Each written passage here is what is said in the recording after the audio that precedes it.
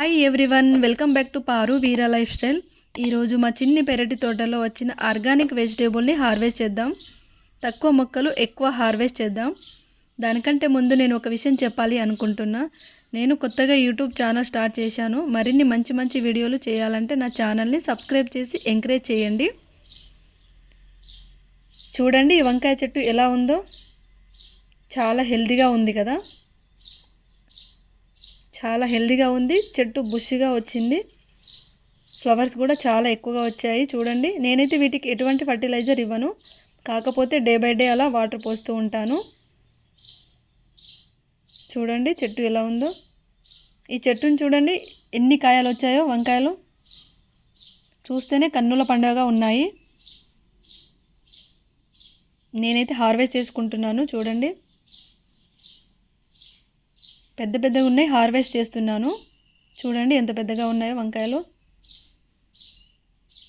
కాకపోతే అక్కడక్కడ కొంచెం పుచ్చులాగా వచ్చాయి. ఒక పుచ్చు వంకాయను కట్ చేశాను. చేస్తే అది లోపలైతే పుచ్చుగా లేదు, పైన మాత్రమే పుచ్చుగా ఉంది. చూడండి ఎన్ని వంకాయలు ఒక్క చెట్టుకే. చూస్తేనే చాలా హ్యాపీగా ఉంది. ఫ్రెష్ వంకాయలు కదా, కర్రీ చేసుకుంటే చాలా టేస్ట్గా ఉంటాయి.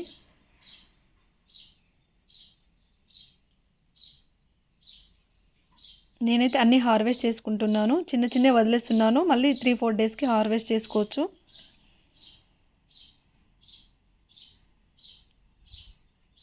ఇవి హార్వెస్ట్ చేసుకునేవి దాదాపు కేజీ వరకు వస్తాయి. చూడండి కేజీ వరకు ఉంటాయి కదా ఇవి. నెక్స్ట్ వచ్చేసి నేను గోకరకాయలను హార్వెస్ట్ చేసుకుంటున్నాను. చూడండి గోకరకాయ చెట్లు ఎలా ఉన్నాయో, చాలా హెల్తీగా పచ్చగా ఎలా ఉన్నాయో చూడండి.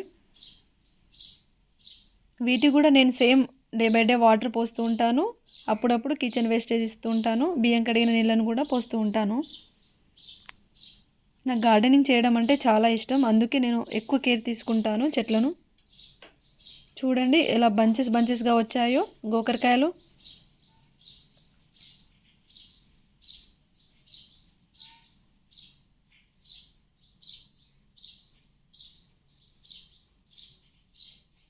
వీటిని కూడా నేను ఇప్పుడు హార్వెస్ట్ చేసుకుంటున్నా. చూడండి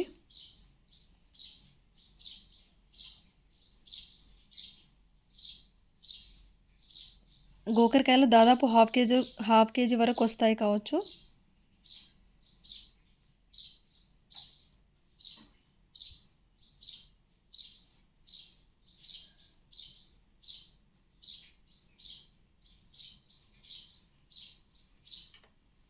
చూడండి ఎంత ఫ్రెష్గా ఎంత నీట్గా ఉన్నాయో. నేను చెప్పాను కదా హాఫ్ కేజీ వరకు వస్తాయని, దాదాపు హాఫ్ కేజీ వరకు వచ్చాయి. చూడండి మా చిన్ని పెరటి తోటలో వచ్చిన పప్పాయ చెట్టును చూడండి. ఈ పప్పాయ చెట్టుకి ఒక పప్పాయ అయితే పండింది. చూడండి చెట్టు మీదనే పండాలని ఆ పప్పాయనైతే మేము తెంపలేదు. దీంతో మూడోసారి పప్పాయలు రావడం. కాకపోతే మేము ఇంతకుముందు అయితే ఎప్పుడు హార్వెస్ట్ చేయలేదు. మేము ఇంటి దగ్గర లేనప్పుడు ఎవరో ఒకరు తెంపుకెళ్తున్నారు. ఈసారి మాత్రం మేము హార్వెస్ట్ చేసుకుంటున్నాము. చూడండి చూడండి ఎంత పెద్దగా ఉందో, మంచిగా పండింది కదా పప్పాయ. దీన్ని ఈరోజే కాకుండా నెక్స్ట్ డే కట్ చేస్తే చాలా బాగుంటుంది. నేనైతే హార్వెస్ట్ చేశాను. హార్వెస్ట్ చేసి నెక్స్ట్ డే అలా కట్ చేశాను పప్పాయను. చూడండి మన పెరటి తోటలో పండింది కాబట్టి ఇన్ని సీడ్స్ వచ్చాయి. అదే కాకుండా మనం బయట నుండి మార్కెట్ నుండి తెస్తే మాత్రం అన్ని సీడ్స్ రావు.